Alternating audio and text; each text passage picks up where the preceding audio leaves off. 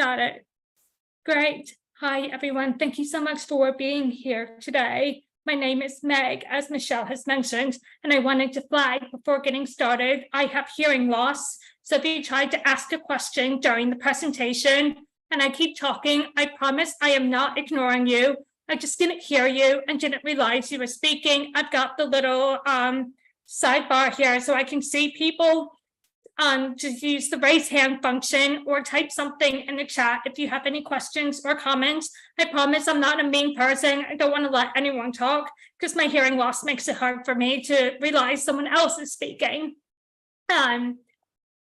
This talk is about sustainability and inclusion. Can we have it all? And I would really love to hear your opinions at the end because this is still a new area of discussion that not a lot of people are talking about, but it's a very important topic to talk about. But first, you may be thinking, gosh, who is Meg? I have never heard of this person before. I have worked in events for about 10 years with the side of academia in the UK and Australia. And I currently live in the UK in northern England near the mountains, which, as you can see in this picture, is my one true love. And I work at the Bulb as a sustainability consultant.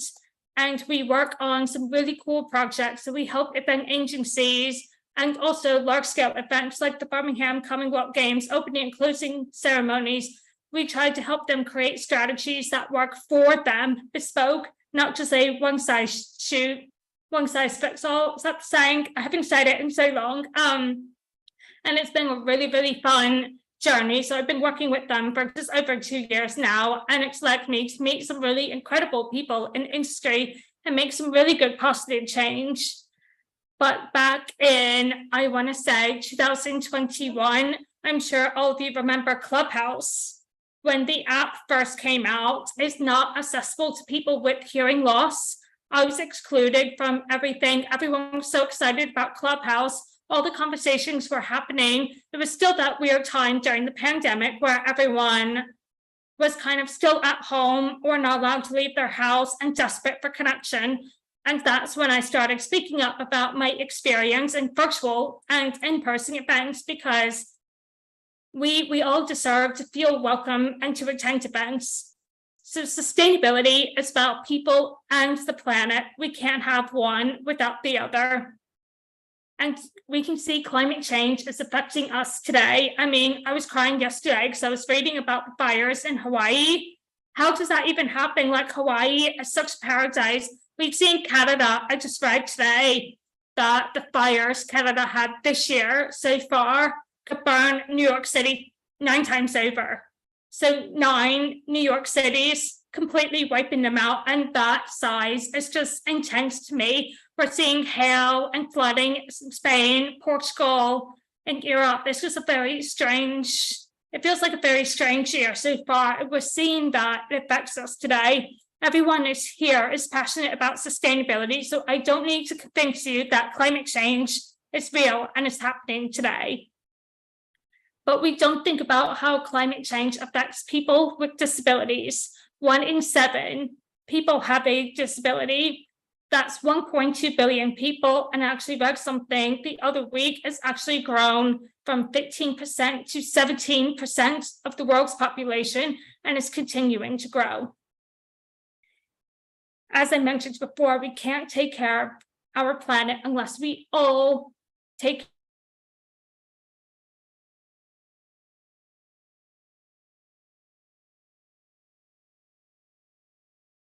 And this gives us a really great opportunity to influence the people we engage with. We engage with our clients, we engage with suppliers, and we engage with the local region that we're operating in. But first, I think we need to talk about some common myths when it comes to sustainability and accessibility. The first one is carpeting. In the US, the ADA requires that there is carpeting in every classroom that a person needs it in. So I am deaf, so I need to have carpeting. Why does this not apply to events? It stops sound from bouncing all over the room. And without carpeting, if you've ever walked into a big warehouse and there's a lot of echo of noise moving around, without carpeting, that noise is just everywhere all the time, but it also provides cushioning. I don't know if you've ever worked a really, really long day on site without carpeting. Your feet are killing you, your back is killing you. The carpet helps stop your feet stop pounding on that, and it benefits everyone. I spoke with someone who is neurodiverse, and she said that with her ADHD and autism, the carpeting helps stop just the sounds moving everywhere. So even though she doesn't have hearing loss, it's still having carpeting in place still benefited her. So what you can do instead of feeling the need to purchase and throw away carpet is choose a venue that already has carpet. Why is it not the venue's responsibility to maintain and have carpeting in place? I know that some people like to have unique branding, but we should be asking, are you not doing this? You can also utilize circular carpeting systems such as Target or Interface, and they have great take-back programs. So when you're done with the carpet, you can just send it back to them, and they operate at an international level. And you can also recycle carpet with Carpet Cycling, which is in New Jersey, Green Waste, which is in California, Event Cycle, who works globally, and Carpet Recycling UK. Depending on your location, you can use one of these. Another myth is we need to digitize everything to be sustainable. What we've seen in the last 3 years is we're desperate for human connection. We need that human connection, so it's not always the best thing for people, but it's also not always accessible. Now, if you have children, if you have pets, if you have lots of neighbors, think back to 2020 when you're trying to work online, you're trying to have events online, and you're trying to engage online, and there's just noise happening everywhere. Not everyone has the privilege to have a separate office and a quiet space to attend events in. And the other thing about digital is that some apps, so when you have an event, I'm just going to use IMEX as an example. I don't know if they do this, but they'll have an app for like the schedule, the map, what's going on, connecting with people. That is not accessible for people with screen readers or using Siri. So we need to think about the customer journey using those kinds of apps. And digital screens still use up energy, and their end of life is hard to recycle. So think about if you're using a TV, probably these days the shelf life is like 2 years. What are you going to do with that TV at the end of its life cycle?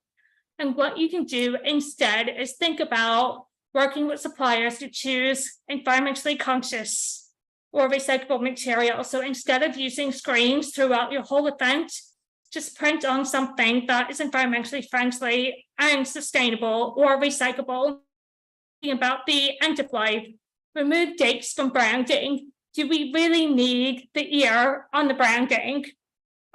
Is there potential to use this somewhere else in the same brand's events? And also be more intentional about placements and what is on the signs. I attended an event last year and I was speaking. It took ages to get in because there was something wrong at registration. So I'm already panicking. I have no idea where my stage is. I'm trying to find a sign. There's a sign, there's nowhere. So I'm trying to find, like, where am I going? I don't understand the layout of this place. So be intentional and think about the customer journey so that if you need minimal signage, you can place it more strategically. The next myth is digital events are better for the environment.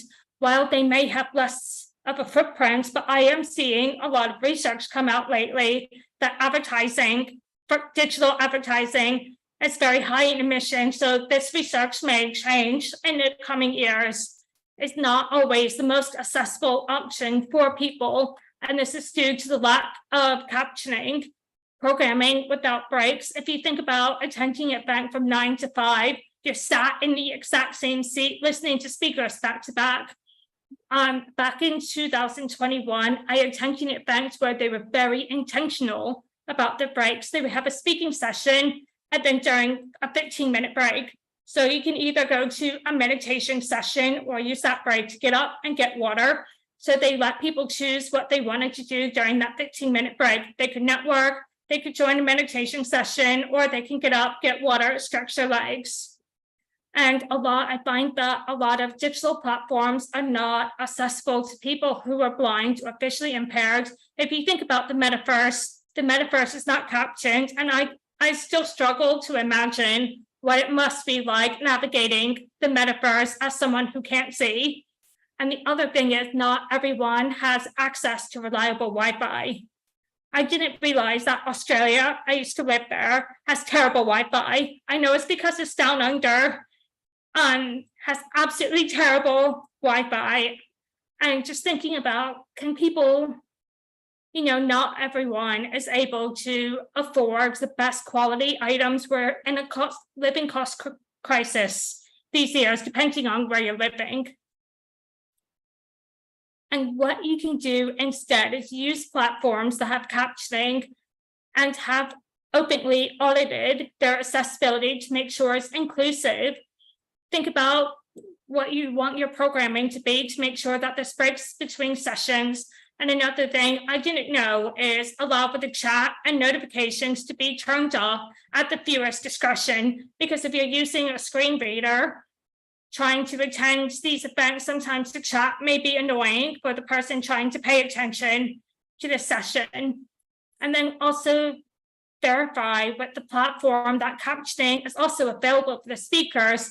I was asked to speak to an audience on a virtual platform last year. It was a new platform, and the person who recruited me for this said, oh, we have a sign language interpreter, and we also have captions. And I was really excited about it. It was like, cool, this is accessible for me. I couldn't see the interpreter and I couldn't see the captions because I was at the back end and it was only for the front end. So think about, can the accessibility be available for the speaker as well? And I love Teams and Google Meet for captions meetings, since I don't need to ask for captioning. I can just turn it on. It's absolutely great. And please don't use the excuse that accessibility is too carbon intensive. I attended an event, I think back in 2020, it was sustainability, run by someone very well known in the industry. I asked for captioning, and when I showed up, there was nothing available. So I messaged the person afterwards being like, thanks for a really great session. By the way, if you upload your recordings onto YouTube, you can just turn on captioning, like auto captioning. I don't need her to type in everything. And she goes, well, that's too carbon intensive. I'm trying to think about my digital footprint. And I was like, okay, then. So I've never went back to another one of her events or just engaged with her, because that's not the right thing to say to someone who is asking for accessibility. I'm still bitter about it, and it's been like 2 years. And the next myth is thinking you have to do everything perfectly before taking the first step. You really don't. One small thing, we say the same thing in sustainability, one small action every single day totals up to one big action. We all make mistakes, even me, still today, I'm still learning. And instead of being awkward and uncomfortable, I try to learn from my mistakes and apply it to the next instance. We have to think about progress over perfection and being transparent. I appreciate transparency so much. I'm not an angry person. I appreciate honesty. If you tell me I can't make this happen, but we can try again next time, I appreciate that. And I know a lot of people do. People with disabilities are great at problem solving. We are constantly thinking about the next steps. So it's very likely that we will already know the answers to your problems with accessibility, and make sure to keep listening and continually improving. Later in this deck, I've got a few great people to follow on LinkedIn or Instagram, and those people I'm always listening to and trying to learn from. Now we've heard all of that. What can you do? Pause and then start at the very beginning, not with just accessibility, but with sustainability. Think about what do you know and understand, and think about the language that you use. This is still something that I'm working on. We shouldn't be saying things like blind as a bat, or this is crippling me. So just this starting to think about the words that we use, and it's the same in gender. I'm really trying not to say, hey guys, and try to say, hey all, to be more inclusive. So this is something I'm really working on and trying to learn. Follow people who work in the sustainability, accessibility, and wellness spaces for really good nuggets of information, because they all kind of overlap when we're thinking about people and planets. And do what you can to learn about different types of disability access requirements, and please do understand that not every person is going to experience disability in the same way. So I am deaf and I have a cochlear implant, and I grew up with hearing parents, went to hearing normal schools. I don't need an interpreter, but someone else who has the same disability as me may have grown up in a different way and has different needs. Just because we share the same disability doesn't mean that we're going to have the same access requirements. And someone with hearing aids, so mine is surgically implanted, but someone else who has them that goes in the ear, they can use hearing loops, but I can't. So a lot of times people will listen to me talk about my disability at events, and they approach me and say, can we use hearing loops? With me, no, but with someone else, you may. So do have them available. And try to understand that sustainability and accessibility can coexist, and make sure to ask questions and evaluate how you can improve future events and make plans to improve them. Remember, one small thing at a time. You don't need to do everything at once. If you can just do one thing and then do another thing, it builds up. Ooh. My slides are not moving. Any questions while I try to, oh, here we are. Any questions? I know that I've just been talking at the screen. No, okay. The next thing, one thing I love doing is learning from other events. I don't know if anyone else aside from me does this, but ever since I started working in the industry, I can't just attend. I'm constantly evaluating, judging. Judging is a harsh word, but kind of like critiquing what they could have done better, what I would have done better. Is a sickness. Like, I can't even go to a wedding. Like, it's just so bad. I'm constantly like evaluating and judging. So this is something I like to do, is looking at it from accessibility and a sustainability perspective. So for accessibility, people are coming up with ways to have really cool digital registration. And sometimes instead of having a person, you come in, you say, hi, my name is so-and-so, they sign you in, you get your name badge. They're starting to use screens. Okay, but how is someone who can't see, how are they going to use that screen? And the one that I saw, like a person with a wheelchair wouldn't have been able to see the screen. So try to think about, is that actually accessible? And the event that I mentioned in the line for 45 minutes, I got in, was panicking about getting to the stage. They were using digital registration, and it happened to go down at the very first day, 10 a.m. opening. Let's stick with people.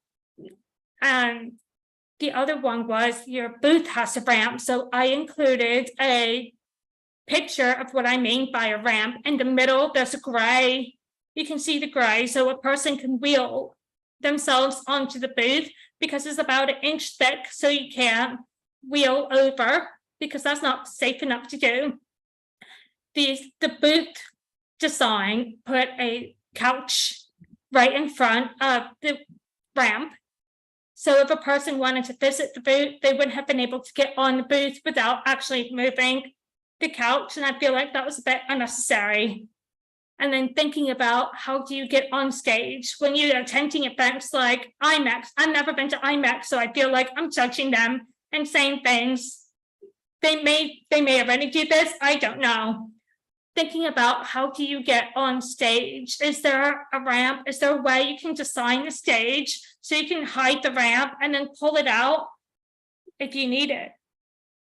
And then you already know about signage. Thinking about the placement of, about the ambience. Is it too dark? Is the music too loud? And for sustainability, you used eco materials, but where did it go after? If you just threw them away, is that really sustainable? So making sure that you have an end of life in place for the eco materials. You said all banners that you used for the event were recyclable, but you threw them away instead. That actually happened. We were not pleased with that. You committed to no swag, no giveaways, but your booths didn't get that message. So they're doing giveaways, making sure that communication is going to everyone, all the stakeholders at your event. And this one is my favorite. You've removed carpet for sustainability to be a little bit accessible. So you put carpeted squares on all speaker areas. That does absolutely nothing. I would rather you don't even put carpet in those areas because it does absolutely nothing. And you just sliced out a piece of carpet that's going to get thrown away for absolutely no reason. And then decide what your non-negotiables are. This is the same with sustainability. Mine are, I will never put on an event where I will not have carpeting or at an inaccessible venue.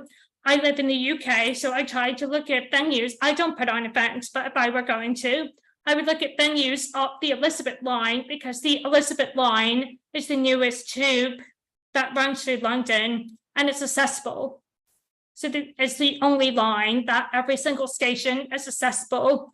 And in the middle of the Elizabeth line is a venue called Excel, who is also accessible, but they don't do carpeting. It's this massive, massive venue. But I put here some resources that you can use. Look at hapaccess.org, which is a great database of venues in the US and accessible for the UK. And you can try to find them based on what your needs are, but basic needs being reachable by transport, elevators, accessible toilets, and it would be great if they already have carpeting. Ask yourself, does the venue have existing front-facing accessibility and sustainability on the website for any information I can get or accessibility? And I like to try to attend events that have the same values that I have. And then think about what have you heard from your attendees in the past? Has anyone asked you for accessibility, but you weren't able to give it to them? Oftentimes I'll say, can I have a reserved seat in the front because it lets me hear the speaker better rather than being in the middle or the back? And they would say, I can't accommodate that. It's first come, first served. But I don't want to sit in the room 30 minutes before anything's supposed to happen or sit in the same spot all day just to save my seat and be able to see the stage. Like this, I feel like it's such a simple request that is my accessible need that I've been saying no to a lot. And also captioning for virtual events. And then think about digital. Some of these I'm mindful that I've been talking for ages and I want to get to networking. Some of these I've already mentioned, but make sure that when you create on websites, presentations, or documents, your font is plain and easy to read and at least 14. I know that the typical font size is 11 to 12 and good color contrast. And videos and GIFs should not be auto-moving, and this includes on your website. The other week I went on a website and I'm just trying to find something, and all of a sudden, out of nowhere, the sound starts playing, and I couldn't find the video. It scared the living daylights out of me because I wasn't expecting it. But a lot of people with ADHD or autism find it very distracting when they go on a website or they're trying to watch a presentation and something's moving in the corner so they can't focus. And social media hashtags should always have an uppercase before the word, and I've included an example of this is how to do it, and learn about alt text and use it appropriately. So when alt text became available for Instagram and Twitter, a lot of people were using it to kind of like make jokes about the picture, but that's not helpful to the people who are using screen readers to read what the picture is. And always choose to overshare, accessibility and sustainability. The more information you give, the more people can use that to plan. After registration and email headers, you should always include the event name, the date and the time, So if someone is using a screen reader to find the email, they can just use Siri or a voiceover to find that email based on the header. And include directions to the venue. So have a map either on the website or an email communication with the image of the entry. And if there's any alternative entries that people need to be aware of with the wheelchair. And also share programmings, timings, and locations as much as possible. This gives people time to plan how to get there, how much time they have to go to the toilet or to get food between sessions, because someone with the wheelchair is going to need a lot more time than someone who's able to walk on their own 2 feet. And please share very, very clear contact for people to reach out to for any questions or concerns. I cannot tell you how many times I've registered for an event and tried to find someone to email them to ask them, is there carpeting or is there going to be captioning? But search the website all over the place and then just end up finding an info email and then just never hearing back, because we get hundreds of emails at the info, so my email will just get lost. So designate one person to be the key contact for any requirements that are coming through. And of course, share any accessibility or sustainability that is going to be available on site at the event. Don't stop learning and growing. I'm just going to skip right through this because, again, I'm really excited for the networking. Coldplay. I'm sure you all know, great case study, not just for sustainability, but also for accessibility. In every region, they provide local interpreters, and that's important because sign language is different in every country and every region. And they also have Subpack Fest, which are like, I think they look like police vest, but they have a vibration technology, so it vibrates to the music. So people who are deaf are able to feel the vibrations. And before the show, they offer touch tours for blind or low vision attendees. So they're invited to the stage to touch the set so they can imagine what it looks like while the show is going on. And there's also sensory bags and safe spaces in partnership with Culture City. So if you're overwhelmed, you have a safe place to remove yourself to. And I think that's really important. And I won't get into sustainability, but I can share the report with you if you haven't found it yet. Why does this matter? When we do things and do them really well, it sets a standard that demands others to meet, but also giving them the tools to do so. I don't believe in anything. I think we should all be sharing what we know about accessibility and sustainability, because if we succeed, everyone succeeds. So this is some influential people that I think you should follow on LinkedIn or Instagram. Meryl Evans is this incredible deaf influencer on LinkedIn and is constantly reviewing websites, platforms, anything and everything, and sharing it. She also has great TED Talk. Ellie Middleton, she is an autistic and ADHD influencer on LinkedIn, and she's very, very verbal about her experiences at events and work.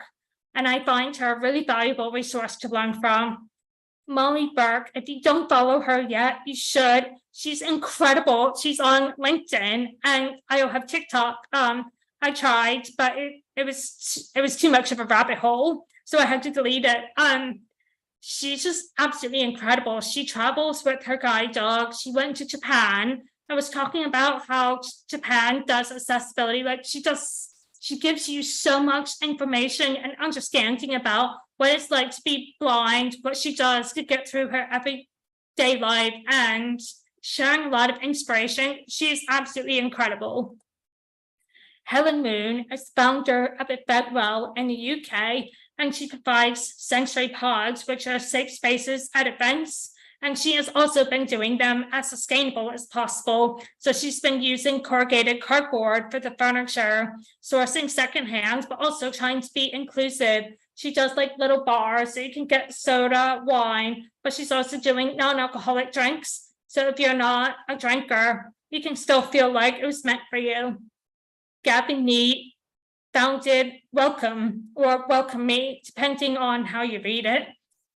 It's great for venues because it's not designated, it's one-time use only. So it's an app where I, as the user who has hearing loss, can put in my needs. And then if a venue has the same app, I can just tell them I'm coming to visit. So the people at the other end can say, Meg is coming today. This is what she looks like, and these are her needs. So they can already see what's, instead of me having to email them and tell them, they can already see. And he is looking to expand to North America. Gabby Osking Brown, if you don't know her yet, you should. She's incredible. She's the founder of Diversity Alliance, which is a lot of research and education and consultancy. But one of my favorite things about Diversity Alliance on LinkedIn is that they're constantly posting learnings, accessibility, inclusion, DIBA, just is such a resource of knowledge. That's just awesome. So you should definitely check her out. And these Rose Griffiths is, I think the young are going to be leading the way in accessibility and inclusion. And she is a recent graduate who works with ECM3 and took her passion for sustainability and accessibility to the next level, to the point where ECM3 is giving her a role to be able to do what she wants with her learnings. And she's always sharing her learnings on LinkedIn. Shani is this incredible multi-award-winning disability inclusion and accessibility strategist and consultant. And she has created the first ever event industry internship for disabled people. This was late last year. I don't have any updates on how that went, but she's really fun to follow on LinkedIn as well. And the last one, Orla Peterson used to work for BBC, and she founded two businesses, My Clear Text and Access Loop, which provides live captioning in person, which has been really fun. I went to Convex in March. It was my first time experiencing it. It's a big screen behind the speaker so the audience can read the captions, but she also provided a large iPad for me. So we just put it on the floor in front of me so I could read what was being said in real time. And on LinkedIn, there was a lot of positive feedback being like, this was really cool. My headphones weren't working, so I was able to see what was being said. It was very, very cool. So now some parting words. A reminder that the event industry is a part of every industry, and we have so much power to influence positive change. Thank you. Thank you for having me. I'm going to stop sharing my screen now so I can see everyone.